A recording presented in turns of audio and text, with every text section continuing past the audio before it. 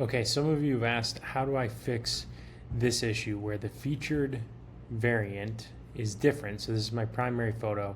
Now when I switch over to the product detail page, now it's showing the image of this variant. Now, if you want consistency, you want it to be the white shirt and the white shirt instead of the gray shirt and the white shirt from the product listings to the featured to the product detail page.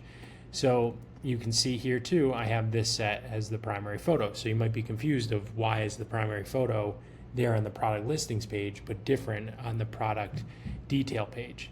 So what you need to do is, if it's because you have one variant, a different variant assigned as higher priority. So when I get to from the listings page to the detail page, I've said that the gray variant, even though the other one's the primary photo, the gray variant is more is the priority basically on the product detail page. So to fix that, I need to go down to my option values of my variants, pick the one that I'm dealing with.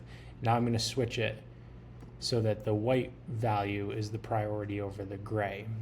And now if I go back and I click on my product listings page, and then I click over to my product detail page, now it's the same photo in both instances, right? And this will change, just FYI, the variant that is the default over here on the right too. So that now changes that for you as well. That's how you fix it.